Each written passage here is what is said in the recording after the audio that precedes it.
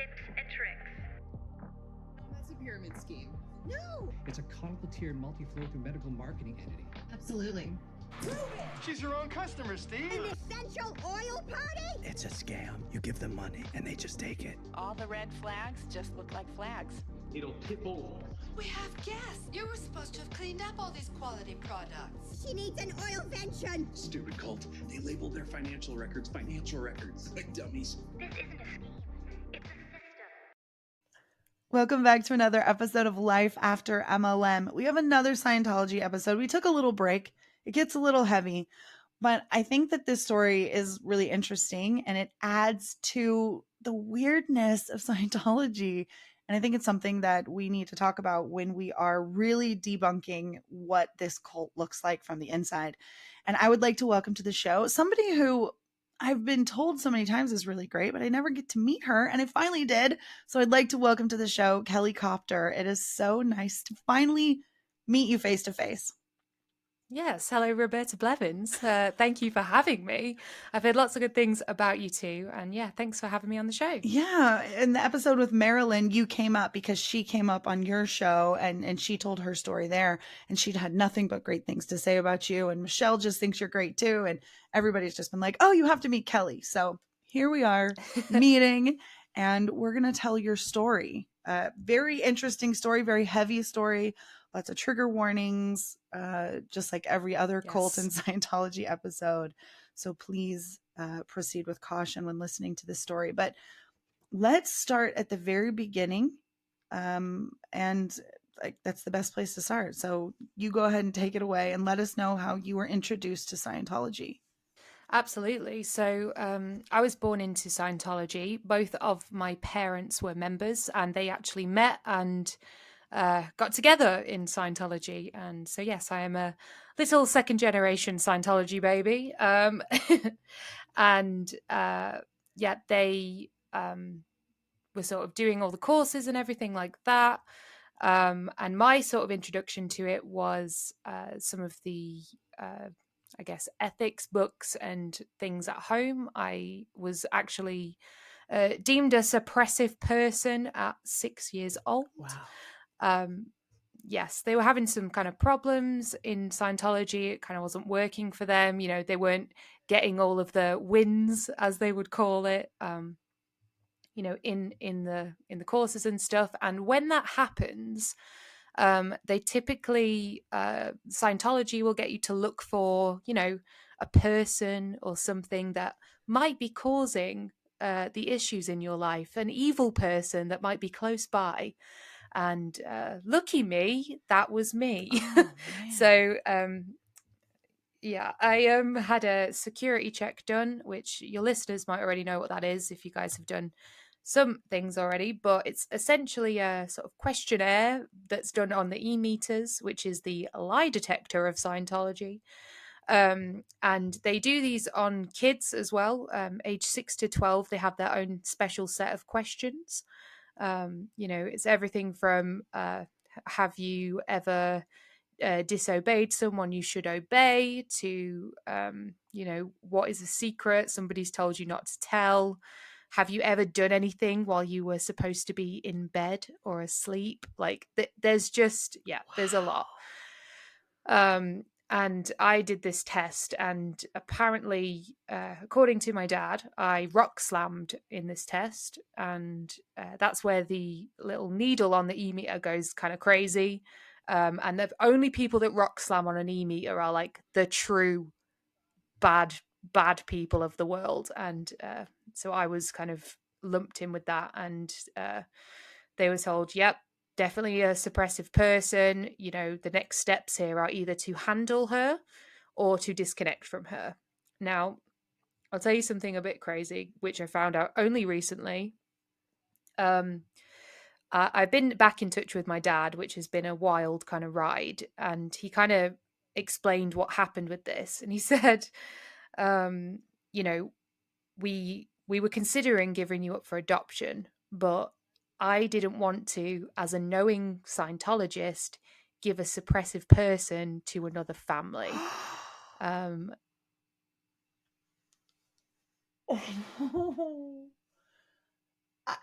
that was not what I was expecting. I'm sorry. Yeah, I know. It blew my mind when I read it because he wrote me like a letter and I was like, wait, what? So the only reason I wasn't up for adoption was because you didn't want to put me on another family? Like you were too damaged. I appreciate the honesty, but damn. You were too damaged for any other family, so they had to maintain control of you so that you didn't wreak havoc in the world somewhere else with someone else. Correct. Wow. Oh, that is like the exact opposite of what I was hoping you were going to say. Oh my God. Sorry. Wow. So they went down the handling route instead, you know? God. Yes. Okay. Yes. Well, wow.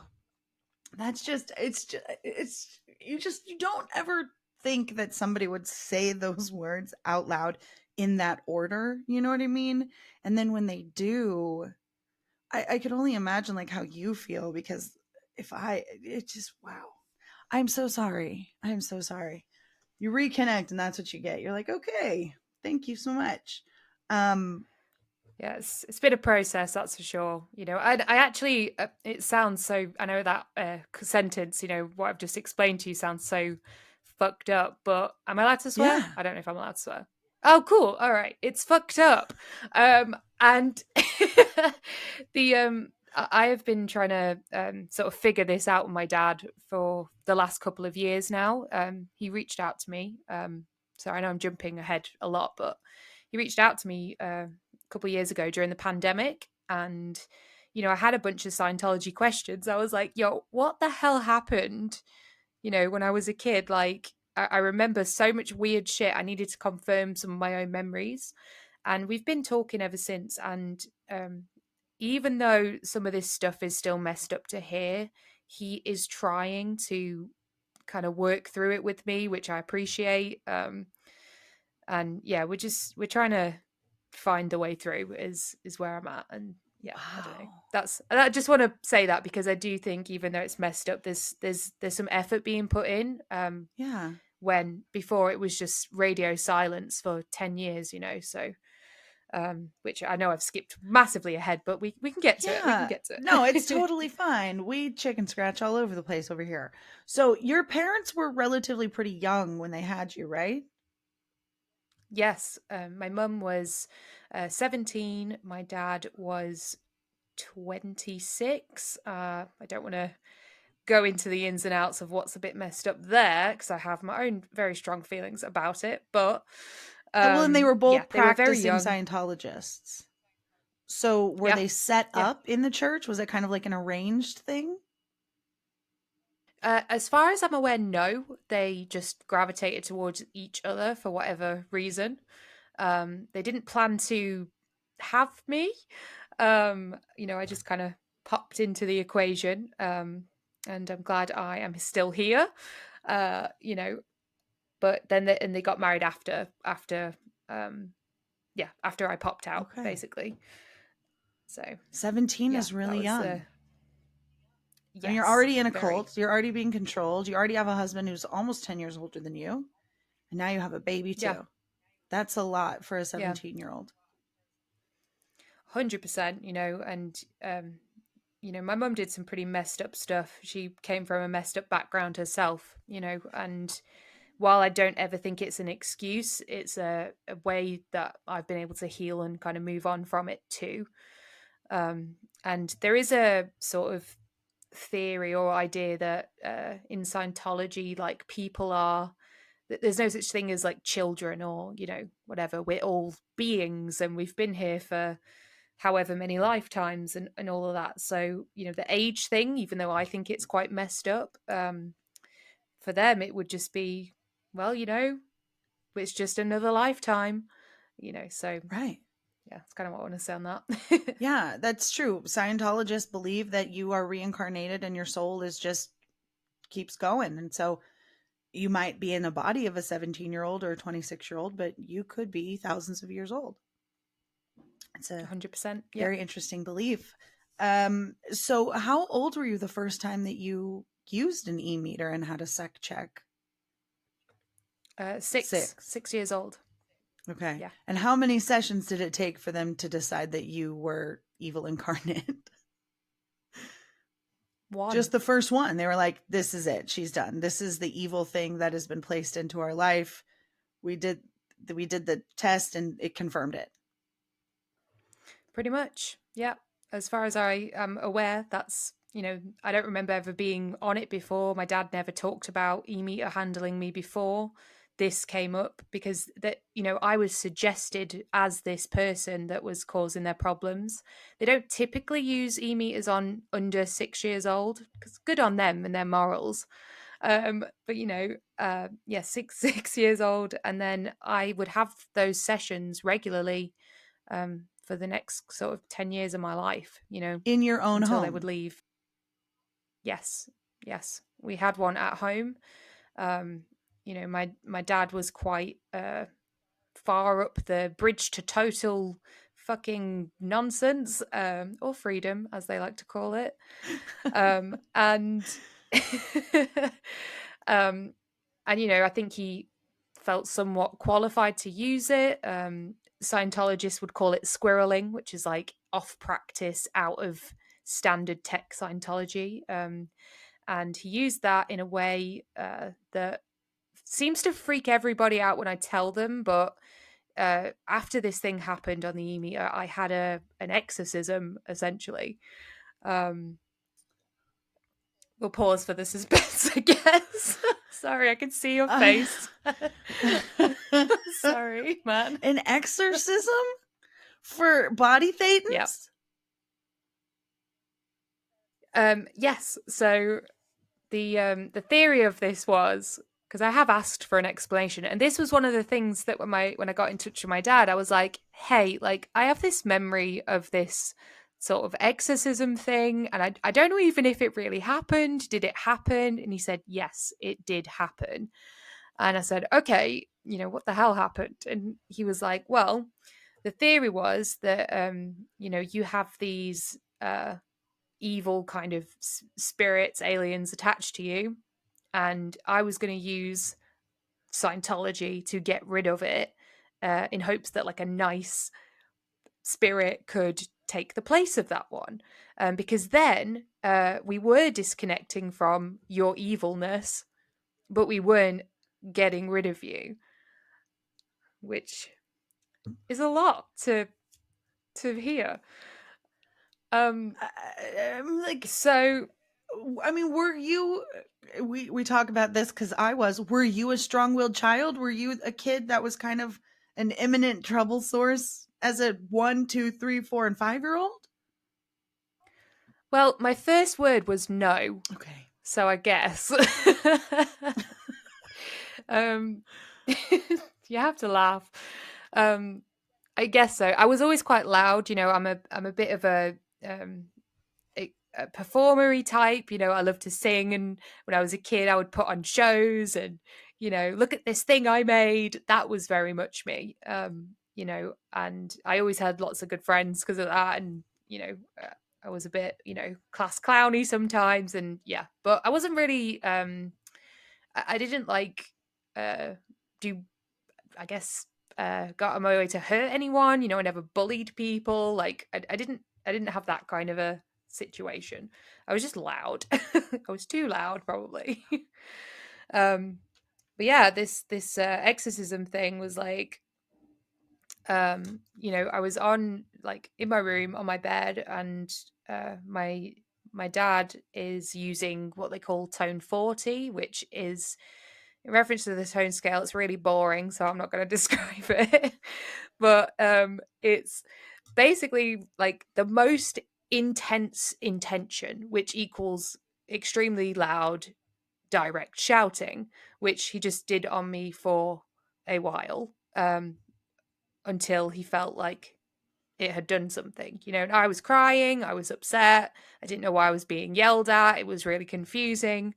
And I'm pretty sure that only ended because I kind of went quiet and stopped crying eventually, and then it was over. It didn't work, and they still thought I was evil because inevitably this thing would happen in cycles, right? Things would blow up, I'd be accused, they'd deal with me, handle me, fight me, whatever, and then it would be calm for a bit, it would be calm for a couple of weeks or whatever, and then it would kick off again. I was evil, blah blah blah. So it was in cycles for years and years and years of my life, and it was the constant, so it was very walking on eggshells. And I'm sure some of your listeners can probably relate to that if they've ever been in a sort of narcissistic abuse relationship or something. And if they are out there, I'm really sorry, because I know it's the worst and it sucks. Yeah. Well, I mean, what are they blaming you for? Is like the toaster breaks or something and it's Kelly's fault because she's evil and she's giving evil energy to the toaster? Or were you like playing pranks on your family? I wish it was toaster related. I really do. No, it would be honestly more things to do with their marriage, the marriage between my parents, my relationship with my siblings, the success of their business, and the demise of Scientology, because I was kind of declared an enemy against it from such a young age. They really thought I was trying to take it down. And granted, I did not like when they played the tapes in the car of L. Ron Hubbard talking, because guess what? He's really boring. I didn't really jive with it, and the books, I didn't want to read them. I wasn't interested in learning about it. I had some resistance to it for sure. And it just didn't make sense to me. So this would go down in a sort of confessional style. The e-meter was usually used, and I'd have to kind of write out a list of my crimes. That was one of the first things they wanted me to do. And I'm a kid, right? So I'm writing like, oh, I thought my teacher's shoes were stupid today. Like, oh, I thought a bad thing about someone. And that's one of the things that stuck with me, is that this feeling like I could never have a private thought ever, like, because I just thought it's going to show up on the e-meter, like I'm going to have to say it. And I always did. And it's perhaps made me a bit blunt and a bit honest now, because I still kind of have a bit of that where, it's no inner monologue hard to keep at my all. thoughts to myself. Yeah, a little bit. So, I would have to write down anything I could think of that was a crime, and I would be racking my brain for ages before I had a good enough list. I come down with the list, and the things they wanted on the list were not on the list. Of course not. So, I would get on the e-meter and they, start asking me questions. And, it usually starts out quite, benign and innocent. It's, describe your morning to me, right? Describe what you did today. And, I'll be like, okay, yeah, I got up, I made some cereal, I got dressed for school, and then I went to school, right? But then it's like, no, go back again and do it in more detail, and again and again and again in more detail. And when the needle moves on the e-meter, which it inevitably will, you're holding it and it's reacting to your skin and all this stuff. It's already quite a nerve-wracking situation just to be monitored while you're talking, I guess. It will move at some point and they'll go, what did you just think of? Like if I'm talking to you, Roberta, and and I just go, what did you just think of right there? It makes you feel like, I don't know, what did I just think of? I don't know, and that's exactly how I would react. I'd go, I don't know. And they go, well, what are you hiding? I'd be like, I'm not hiding anything. I don't know. I wasn't thinking of anything, and it gets really, really scary really fast. And then they would say, you're trying to ruin our marriage, or you're trying to cause your brothers to have a fight, or you want Scientology to fail. And it basically, I'd go, no, I'm not, and all of this. And it would keep going, and it would be hours and hours of this questioning until I confessed to that, And I think one of the reasons I I always say I couldn't really get on board with it is because of that. Because when I confessed to stuff, it was like, it was news to me, you know, it was the first time I had even heard it. And I was like, I didn't think of that though. That's not something that was in my brain. So, you know, they wouldn't end until it got there. And eventually, like, I just learned that that's what they wanted, you know, that's what they wanted at the end of it. And I would promise I would not do it again. And I'd promise I'd be better. I'd write them an apology letter every time. And then it would be okay for a little while until it happened again. I can't even fathom the idea of confronting your small child and demanding that they take responsibility for trying to secretly destroy your marriage, to the point where you're like, what bad things did you do? And you're like, oh, I thought my teacher's hair looked dumb today. And they're like, no, we want to know about how you're trying to infiltrate our marriage and destroy it from the inside. And you're like, what? This is the first time you guys are having problems? And they're like, you better admit to it. And you're like, yeah, it was me. And they're like, write us a letter and say you'll never do it again. This is just insane. And I don't like to use that word to describe things. No, it is. But that is it's to the tune of hours. Who even has hours to sit and yell at their kid? Like, I mean, what is everybody not doing that they should be doing to have all these extra hours to just audit and scream at their children, to blame them on their own problems? Well, when you have an alcoholic parent, they find the time. Jeez. I mean, it's... how often would you have to do these confrontational confessionals with the e-meter? It's a great question. You know, it varied on how long the periods of time were for, you know, things being okay. It could be a couple of weeks. It could be maybe a month or two, but it was always on the cards, you know. It was like, if I wasn't in that situation, I was in making amends. You know, that was the other sort of condition I was in. Which, you know, it sounds scarier than it is. It basically was, you know, cleaning and stuff. Like, I did as much as I could to try and, you know, prove that I was being good. And, you know, I ended up being a caregiver to my younger brothers because my mum was just not awake until like 4:00 in the afternoon most times.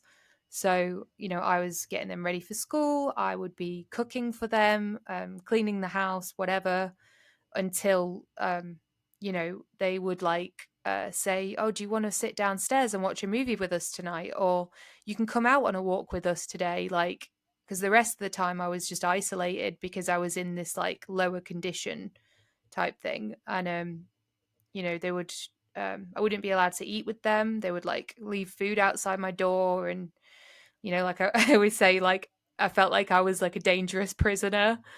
And they used to, you know, they weren't allowed to acknowledge me, that I was there. So it was just, yeah, it was really hard. And yeah, it was just really hard. Did they ever admit that their marital problems were of their own volition? I mean, marital problems, maybe it's money because they're giving it all to Scientology, or, I mean, obviously it's not their child who's creating this stuff out of nothing. So, I mean, if they really truly had marital problems, was any of that ever addressed, or was it all just blamed on you? Specifically while I was there, it was blamed on me. Since, you know, talking to my dad again, he's acknowledged that, you know, that wasn't the case retrospectively. But I was only there till I was 16 years old. So I got kicked out when I was 16. You know, which is 2 years after my parents even left Scientology. Like, I was still a problem for them even after they left that cult. I don't think they could have coped with the idea that me being, you know, an SP was like incorrect because of all of the treatment I had for it. They'd have to like face that it was not even a real thing. and that they just put all that on me. So I don't know that they could have faced it at the time. And yeah, I was on my own, and I've not spoke to my mum since. You know, the last thing she said to me was "out of sight, out of mind," which is a beautiful Scientology phrase there for you. Wow. So, yeah. Wow. Oh my God, I am so sorry. Thanks. And I mean, what were you kicked out for? Just being an SP? But okay, so they left Scientology. Let's go back a little bit. When you were 14, they decide to leave the church. But are they still practicing Scientologists even though they're not like a part of the church? Or they were just like, this is not for us. We're done completely. Yeah, they left. They've thought this, you know, they realized basically that they'd been conned, they'd been scammed. They got very sucked into the like internet rabbit hole, reading forums and posts and, you know, getting mad about it. And, you know, they were very much involved in that world. You know, the reasons my parents had issues with me were to do with Scientology as as in the doctrine was used to handle me. But the reasoning for that and the actual underlying stuff, I think, was always there. My mum has some, I think some trauma or mental issues or something that she's never dealt with, which lasted, you know, and was transferred to me. And so when I turned 16, you know, she sat my dad down for a conversation, went, well, it's time for her to go now. And I'm a teenager, by the way. I'm not pretending I'm perfect. I wasn't going out and doing drugs and getting drunk, but I was very, very involved in my like music community. I did like all of the extra like bands and stuff I could do. You know, I was in like a jazz orchestra and things, and we had gigs. We had stuff we were doing. And when, you know, I'd rehearse and stuff for weeks and weeks and weeks and be at school till 9 o'clock every night, rehearsing and practicing. And when they would get to the gig, the day of the gig, they would be like, oh no, you can't go to that. And I'm like, I have a whole group that I'm with that I'm going to let down if I don't show up to this. Get fucked in the best way. And I would break out, you know, I'd break out of my house and go to the gig and my heart would be racing. I'd be like, oh my God, I'm being so rebellious. I'm leaving. And, you know, I had friends in on it too. They would come and pick me up. I'd be like, right, wait round the corner and come get me. And I'll drive me to the concert and thank you so much, you know. And that happened often. So and I would know I'd get in shit when I get back, you know. I'd be like, oh gosh, this is going to go well. But like, how funny is this that instead of you sneaking out to like party or like be, you know, like party or like get drunk or like do, you know, things you shouldn't be doing, you're sneaking out to perform in like the jazz band and like the school musical. Like you're like, I just want to hang out with my friends. We've worked so hard for this. It's so wild that like this sort, like you're obviously not evil incarnate. Like you seem like you're a pretty good kid. If at 16 your main concern is not letting the choir down because you have a part in the solo and without you it falls through. Yeah. I mean, come on here.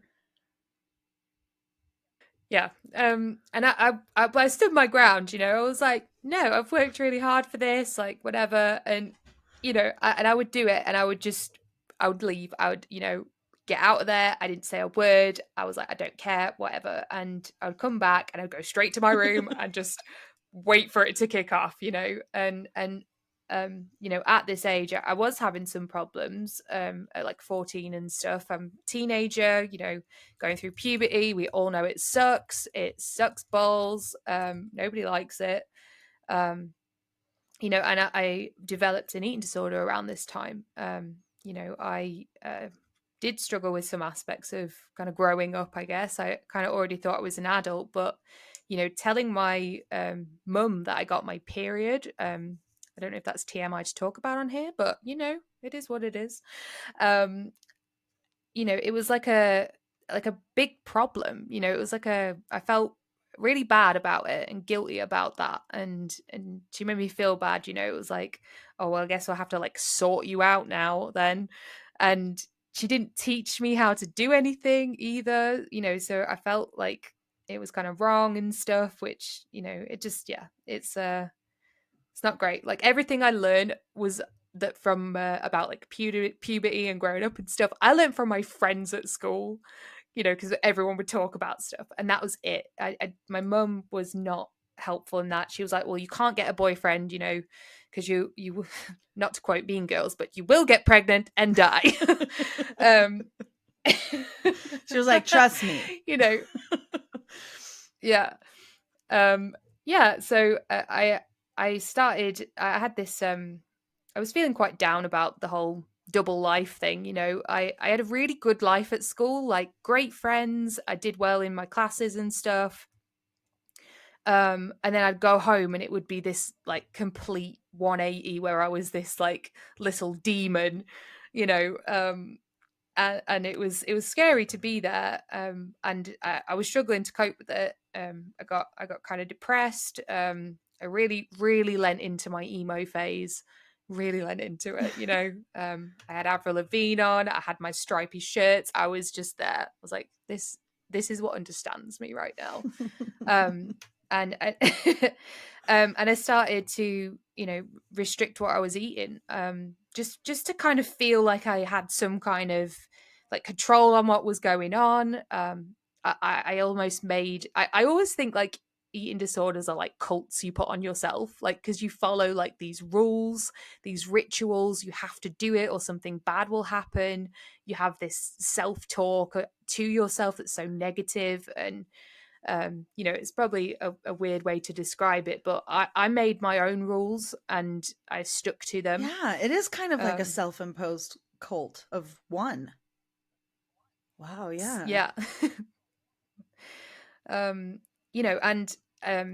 It'll be a controversial thing to say, but in a way it kind of saved my life, because I was not able to communicate what was going on at home to anybody. At school, I didn't know how to say anything about what was happening. I was really afraid that my mum would find out that I said something, and they always would say that if social care will split you and your brothers up and you'll never see them again. So I didn't want that to happen, like I really, really love my brothers, and I was caring for them, like to not be able to have contact with them would have like broken me. So this sort of, led me into this quite obsessive way of dealing with it. And I really hate when people think it's all about vanity, like it's a vanity thing that, oh, you're just trying to be skinny or you're trying to look good. And like, it's so much darker and more disturbing and deeper than that. If I wanted to just be skinny, I would just go on some crazy diet and call it as such. I did not want anyone to know what I was doing. I did not want to get caught out or told off or anything. And I would try and hide it and stuff. But, when your hair is falling out and you look like death every day, people say stuff. And,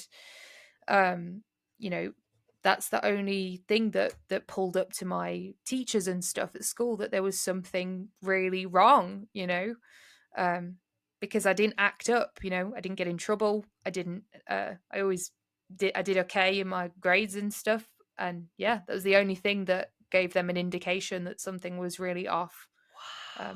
So that's why I say that kind of saved my life, even though it didn't, but it was a way of asking for help, I guess, in retrospect. I mean, you being in such a controlled environment, being told from the tiniest age that you are the reason that everything goes wrong in your family, and not having any control of anything, and then finding, unfortunately, an eating disorder and being like, finally, the control that I desire in my own life, and getting caught up in that is what was the cry for help, which gave your teachers the physical evidence that something was going on. because everything else was happening in your head. Like not in your head, but psychologically. Wow. Yeah. Wow. Yeah. That is, I mean, not the best way, but wow. Yeah. I mean, it really truly did in a way save your life. So your teachers notice that you are underweight and that it looks as if though you are struggling. And what happens?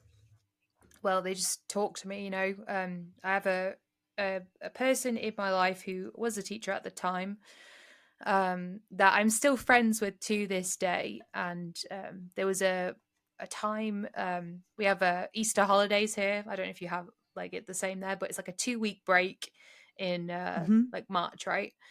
And I was off for this break, and you know things were really bad at home. And I I decided at the beginning of this break that like, great, well, I'm just not going to eat till I go back to school. That's what I decided to do, and that's exactly what I did. And it was, you know, it was 2 weeks. It was a long time. But I had to go into school for recording thing. The teacher was my music teacher, and I adore her dearly. We're still really good friends. I spent Christmas with her. Like, she's so special to me. But I was in doing this recording, and she was like, what the hell is going on? Like, can you tell me? And I told her a little bit about like these e-meter things, and you know, it was a bit sporadic and random, but she asked me, and I opened up a little bit about some of the stuff that was going on. You know, and that's kind of what that's like the first time I remember telling an adult some of this stuff. And you know what? She didn't freak out. She didn't make me feel like I was weird or that, you know, she just listened. She went, okay. You know, I've since known later that she was like, what the fuck do I do? You know, but she was so great with me, and it enabled me to talk about it a bit. And yeah, I ended up seeing like a counselor and stuff. I had some therapy and things, and you know, my parents knew about this. They weren't happy about it. The eating thing made them quite angry. They were I distinctly remember having a pan thrown at me once, like just like, you know, just fucking eat something, like that kind of thing. Oh my God. And it was scary, you know, it was a scary thing. And they were like, school keep ringing us about this, you know, why are you trying to make us look bad? Yeah, and every time I'd have like therapy, it would be like, what did you tell them about us? You know, they never asked me like, how are you doing? Like, Oh my God. it was fucking crazy. So Wow. yeah, I was having these problems for a while, because I was, I guess, a bit older. My mum was a bit more, she got quite violent with me. Like, she would physically fight me, you know, and take me on.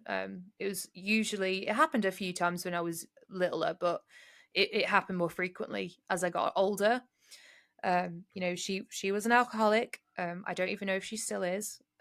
But it would always be really late at night, and it would be something that I would be like woken up to, you know, and she would come and fight me. And this was happening a lot. So when I turned 16, she didn't even do this kick it out. She sent my dad to do the dirty work. And he came to me and said, you know, but I turned, my birthday's in November, by the way. So like, Happy it was birthday. like, happy birthday. Yeah. Like 2 weeks after, this is when I have this conversation. So they're like, yep, you know, by the beginning of next year, so you know, I've got like 6 weeks or something till this is going to happen. It's like, yeah, you have to leave. We're going to put you somewhere. We've found a bed sit or whatever. We're going to put you there and he said it's not safe for you to stay here anymore. Now I kind of was like, I get that, but he should have kicked her out, not me. Yeah. You know. Oh my God. So you're kicked out at 16, And Yep. you go and you where do you stay? So my dad found a place for me. It was a what we call a bed sit. I don't know if you guys have that, but it's like it's a shared house. And other people live there. Now the people that lived there, they were all adults. I don't think any of them spoke English at the time because I couldn't talk to any of them. Like they were just off doing their own thing. Like, and you know, I would try and say like hello, and they just kind of ignore me. There wasn't a lock on the front door of this place, so anyone could just walk into it, which always freaked me out. You know, and there were people like I remember a few times I had like one of those skylights, you know, like a window on the top, and you know, I would see there would be people on the roof like doing drugs and shit, and it scared the fuck out of me. Yeah, so it was a really weird place to be in, but weirdly enough, it was way less scary than being at home. Like I had this really strange thing happening where I was like, okay, there's some scary stuff going on here, but it's really not as scary as being back at home. Like I was kind of relieved in a way, you know. Wow.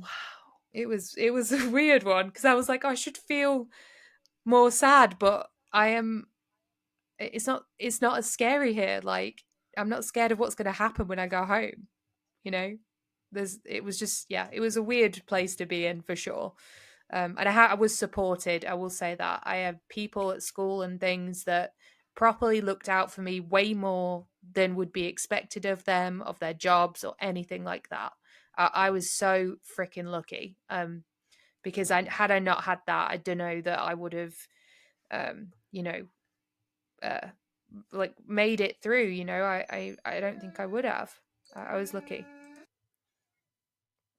I hope your doggo's okay. She is. She's just wants my attention. That's all. I understand. Stop it. She is very vocal. Yes. I'm gonna kick you out. You want to be kicked out, or do you want to lay right there and be nice? We have to record now. She always somehow manages to be in here when I'm filming Scientology episodes, and I just think she's not a fan. I get it. I'm the same. Well, how do you feel about Scientology, Jaja? Nothing? She's just whining. Okay. All right. It's wild that you... I'm gonna get you. I'm gonna get you. Stop it. It's wild that... You can bring her on the screen and give her a little... Come it's fine. Here. She won't even come here. She's like, no, you come to me. Yeah, that's what she wants. She wants me to go over there. Come here. Come here. Are you... She's just like, she's laying on the bed. But her legs are off the bed, but her body is on the bed. So she's like laying like this, but her back legs are standing fully upright. Come here. Come here. I don't have any snacks. You ate the last ones last night. I'm sorry. I think that's what she wants. I swear every time I look at you, she starts growling again. Stop it! Maybe text my daughter and tell her to put the dog outside. I love... But what kind of dog have you got? She's an Afghan hound. So she has like the big curly tail that's all hairy, and she kind of looks like a greyhound in like a poodle's outfit. Love that. She's like very interesting. She's got like the long snout, and she has a snaggle tooth on one side. Oh, that's very cute. I don't know where my daughter's like not listening now anyway. I swear, Jaja. Hey. Psst. Come. Okay. Anyway, what I was trying to say is that I'm gonna one sec. Jaja. See, here she is. She's got the big foofy paws. So cute. Let's go outside. You can leave.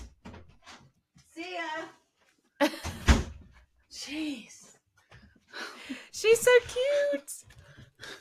She's She was cute. all She's about- cute. She needs a haircut. I She get it. wants a snack. Who likes Scientology? The dogs know what's up. You know what I mean? It's really funny though. She does. I will like be talking about Scientology or doing something. And she's like in here growling, and it's just funny. It just happens every time. So what I was trying to say. Oh, is that sorry. I thought it was real. You totally froze on me there, and I have no idea what you Am just I okay? said. Yes, you're okay. Am I here? You're all good. Okay. Yes. So what I was trying to say is I thought it was really interesting that you found freedom in that place. Yeah. That you're in this like situation. You're like, I'm 16. I'm living in like a bed in like a shed with like a bunch of other random people. They're doing drugs on the roof. I'm terrified out of my mind, but I'm free. Yeah. And being free is so much better than like terrified is below free. So you're like, it's fine. This place is scary. I'm free.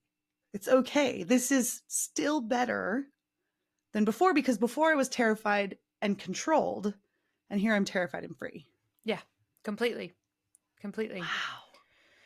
So and that was like I 16. said, yeah.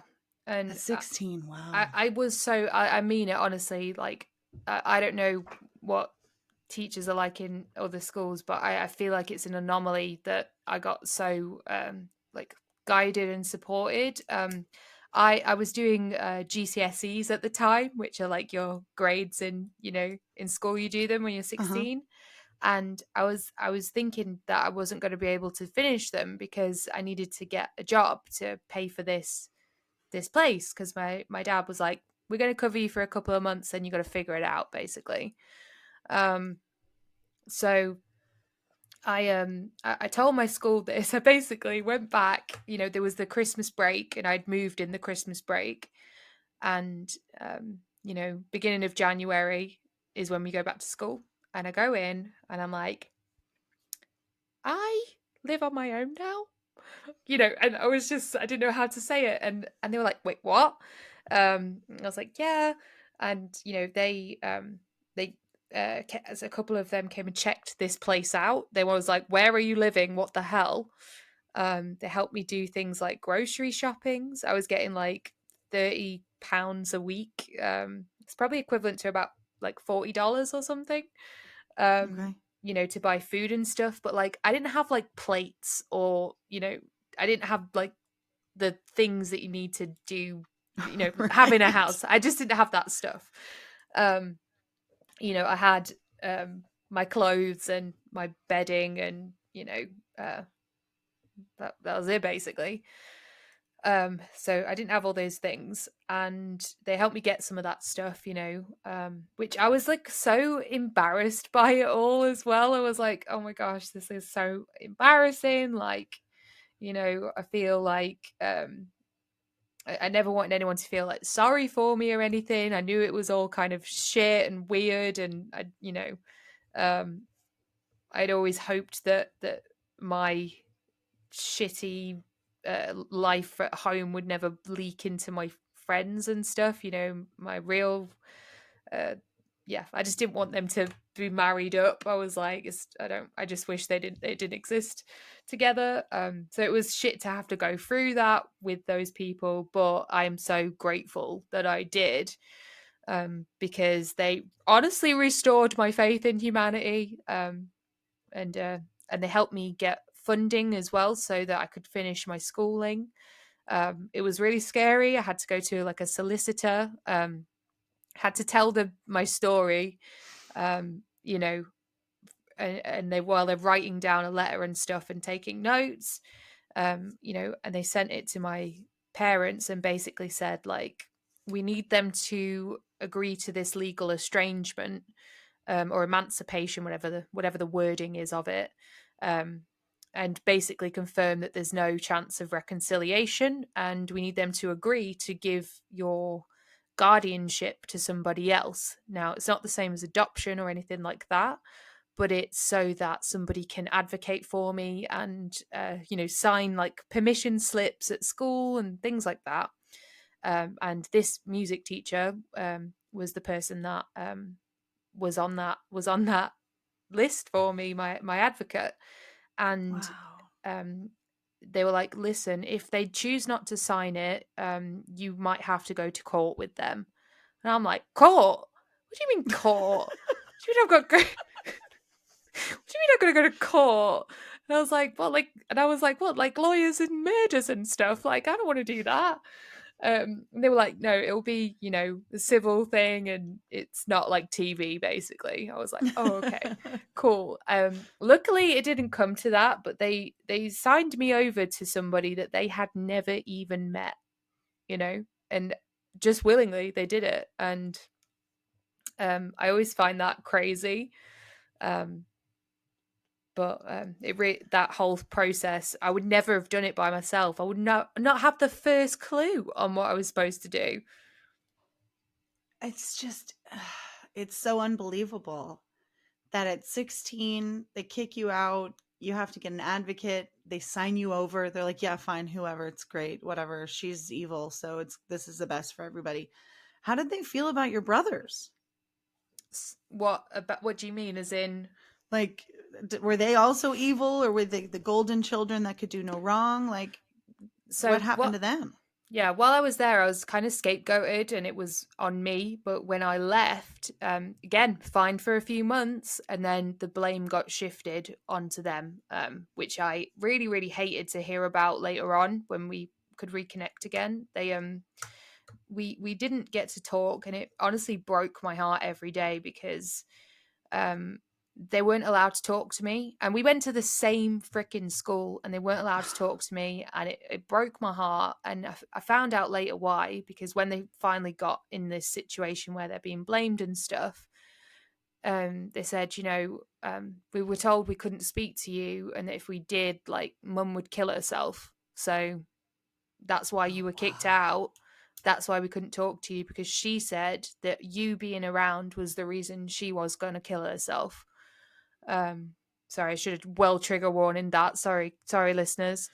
But yeah.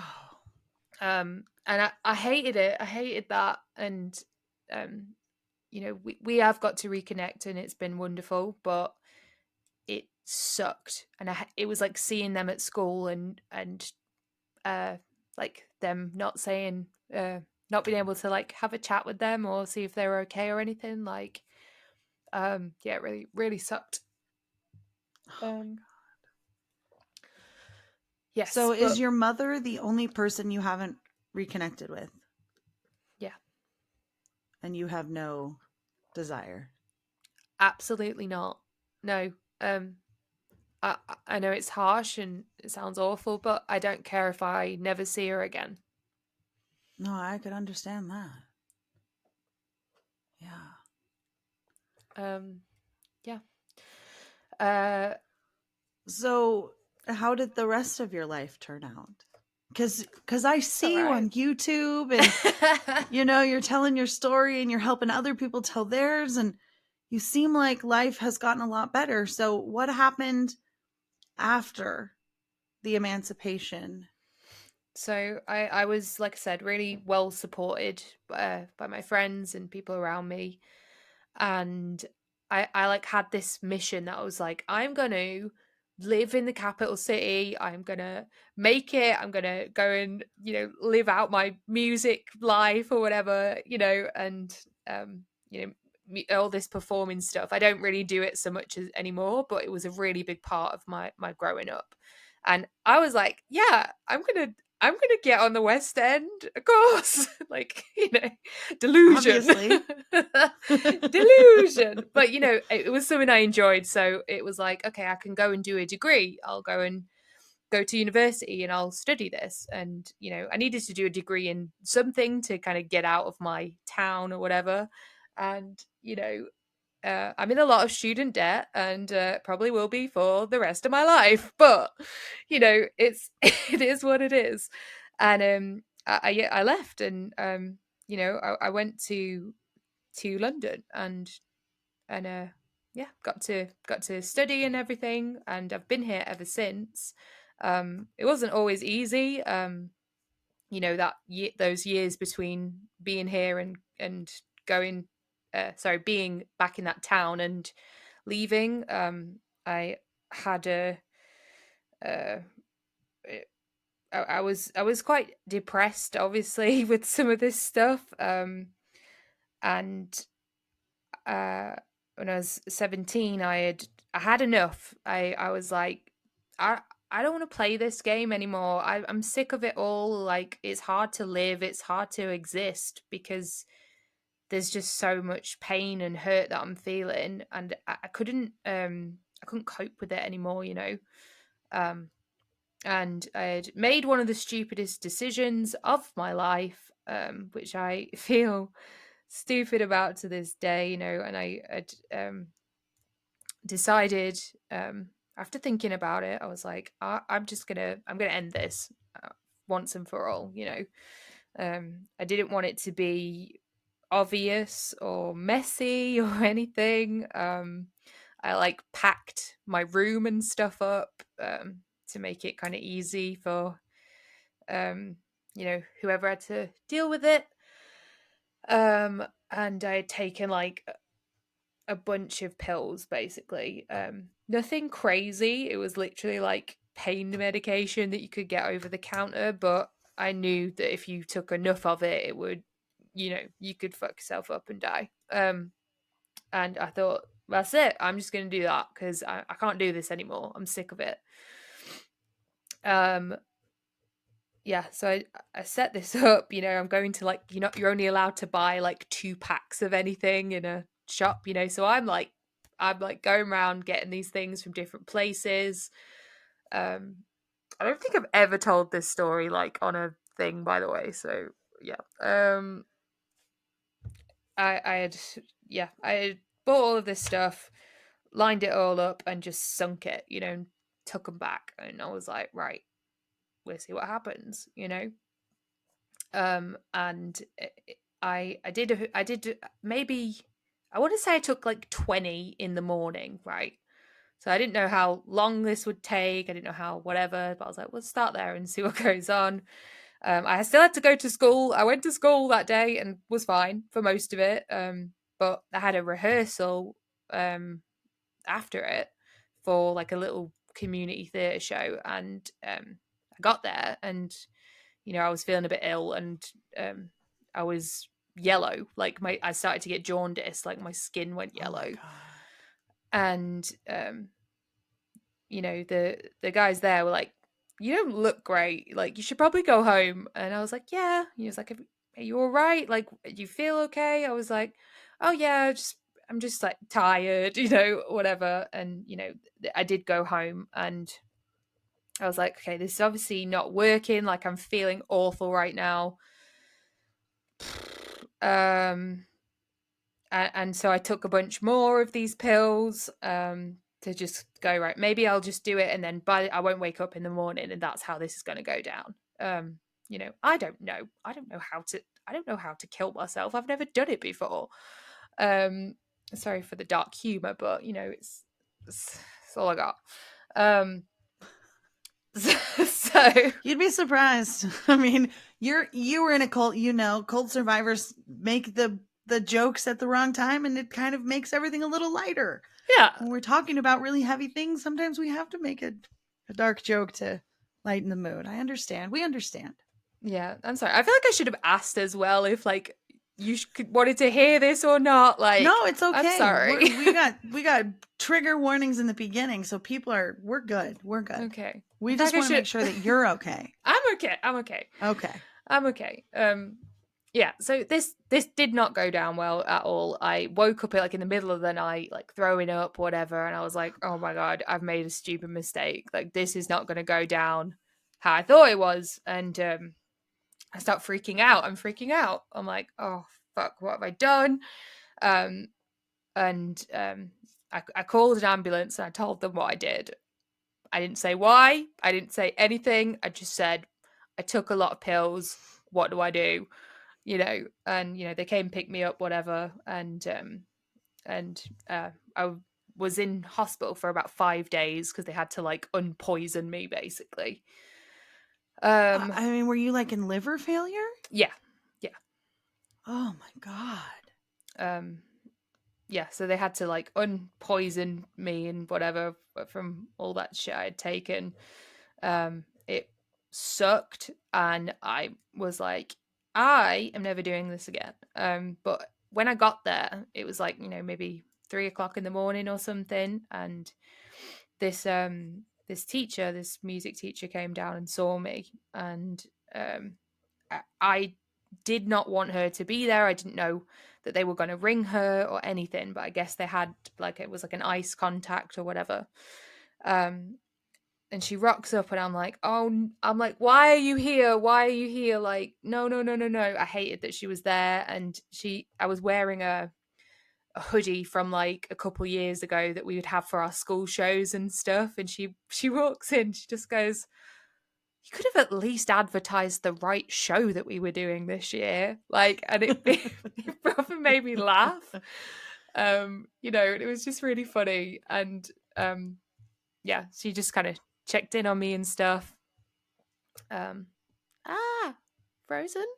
No. We're okay. good. Cool. Yeah, she checked in on me and everything. And I spent the next 5 days thinking about what I did. And I came out of there and was like, I'm never going to do that again. Like, I don't want to die.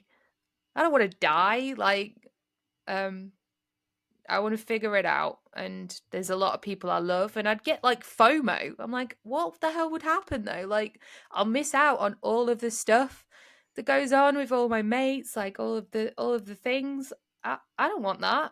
And it could just be nothing. That's the first time I think I really considered like what death was. And I just thought, well, what if it's nothing though? What if it's just cut to black and that's it? Which I kind of believe it is. That's my sort of feelings about it. But I was like, well, that's just nothing then. And I'd rather be here because nothing is nothing. So I made a thing where I was like, I'll never do that again. I've never, ever felt like that again since that happened. Yeah, lucky to be alive. I always say I'm lucky, because I really think I am, despite some of the situations I've been in. A lucky person in general. Yeah. So, well, I'm happy you're here. Thank you. Me too. And I'm happy you're here. Yeah. We go through hard stuff. Yeah. I'm sorry that you had to go through I'm sorry that you had to go through so much of it alone. Yeah. Well, I mean, I wasn't you are completely now. alone. Right. Not completely alone, but there were definitely moments where you didn't have the support that you should have had. And that's sad. But at the same time, it's like, I hate to say, but it made you who you are today. But it did. And You are awesome. You are an advocate for others. Like I said, you have this platform where you are telling other people's stories and giving people that space. Working with victims is so difficult, and it is such a needed form of this communication to be able to show the atrocities from all the different spectrums of abuse. Yeah. And it is just so beautiful what you have done with your life. So where are you now in your life? Yeah, so I live in London still to this day, with a bunch of my friends, which is great. Not like the TV show, but close enough. Like, they're all creatives, and I run this YouTube channel, which is fun. I have a job as well outside of here, which I really like, where I get to work with children in a creative way. I help them make like news broadcasts. It's for a TV studio. I don't want to say it just in case like they're like, you can't talk about us, like, but that's really cool. Yeah, I get to do that. And yeah, this YouTube channel is something I'm really passionate about and I love working on. And I have got the chance to edit some stuff as well. I taught myself to video edit in the lockdown and really like it. And I found a creativeness in that, and yeah, I've just been getting to do stuff that I love and feeds my soul, and helping people is massively on that list. I know that sharing your story can be so healing. One, for talking about it, and two, because other people can heal from it too. You know, it's that relatability thing. When you hear someone go through something you've gone through, you go, I thought I was the only one. Oh my gosh, you know, and it's really healing, and I understand that, and I love being able to kind of work in this space. And I've got to meet some really cool people, you know, from all over the world, and it's one of the great things about the internet. Hey, like we can just tap on our little screens, and here we are chatting to each other, you know. So yeah, I'm in that space. I'm working on it. I still don't really think like I'm a real content creator. Like I have such a imposter syndrome, but you know, I am really enjoying that I get to be myself and live authentically. And I know it sounds cheesy, but it's so true. Like I live for it, and I love it. I love it too. That makes me so happy to know that you are doing so well and you are so happy in your life. So everybody that wants to follow along, what's your YouTube channel? Where can we find you? Yes, you can find me on YouTube at Kelli Copter, like helicopter, but with a K. I talk, I provide in-flight entertainment. You can find videos. You can find videos about cults, interviews with cult members, and some live streams and things like that too. I'm also a big Lego nerd, and if you want to see any of those things, you can check out my Instagram at _Kelli Copter. There you go. And TikTok scares me, so I'm not there. I used to date a Lego, like a master model builder. No way. I know. It was cool. So cool. And we would like go to these like really intense Lego parties where everybody would like bring like huge bags of like pieces they weren't using or didn't need or just had like excess of, and everybody would dump it in the center of the room. And then they'd be like, okay, go. And people were just digging, and just basically was like a huge Lego exchange. It was so fun. It was very good times. That sounds amazing. Yeah, it was really fun. And it just, hey, whatever. I just buy the sets. I just buy the sets and build the sets. That's all I really do. Oh, no, like these people. So the guy that I dated was actually on an episode of Mythbusters about like a Lego thing.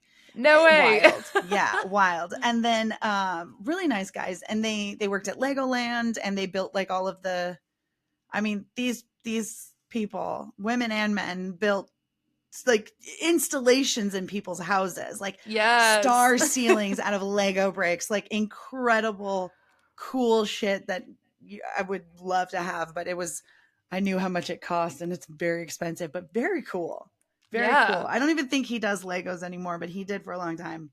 Anyway, enough tangential, strange things. That's awesome. Anytime anyone brings up Lego, I was like, oh, I used to love Lego as a kid. So I love it. It's changed so much now, you know. There's so much that you can do as an adult, I swear. Well, and then we got back into Lego because my daughter, when she was little, she loved the Lego Friends, which is like the Lego Barbies essentially. And so we had all the things, right? Like we had the roller coaster and the amusement park and the floor mat and the house and the beach house and this. We had we had so much Lego. It was a lot. But that's what we spent our money on. We would build Legos for days. I'm sure Abby has very good memories of building Lego with me. All right. So at the very end, I ask rapid fire questions. These are specifically for Scientology, but there's also an MLM one in here. So you're going to have to answer an MLM question. It's going to be easy. I'll do my best. What is one? Okay. All right, Kelli, what is one word that encompasses how you feel about Scientology?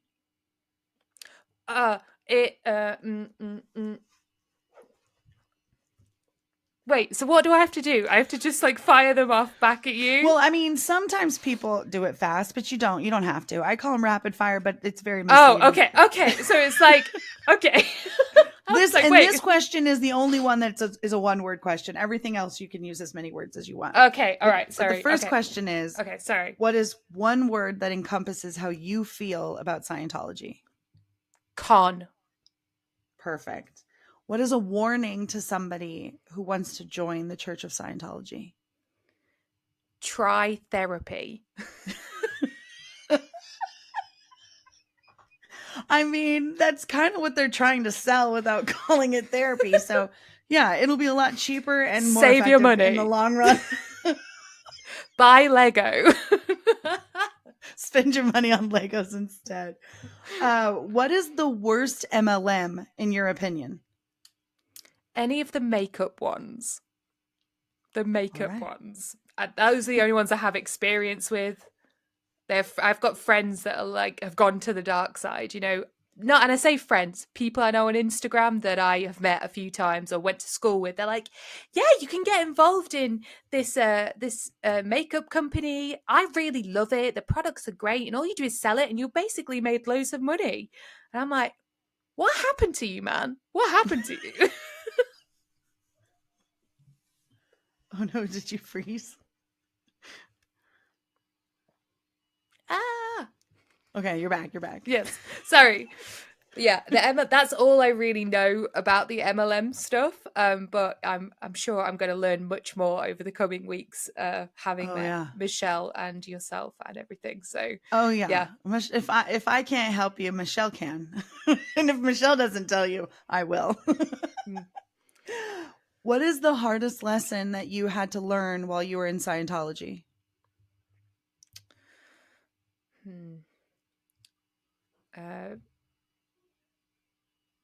People telling you who you are is not always the truth. And finally, give me a positive takeaway from this entire ordeal.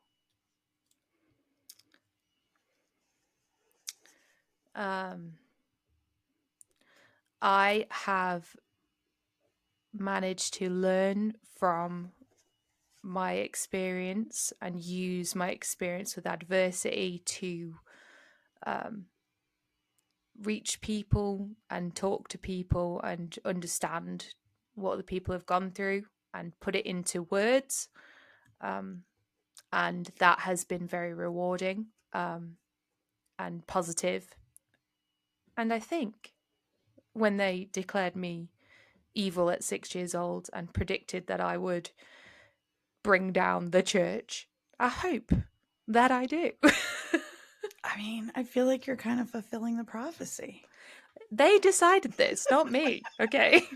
They shouldn't have said that. It wouldn't have encouraged you to do that.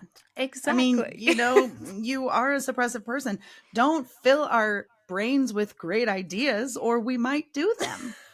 Yeah, exactly.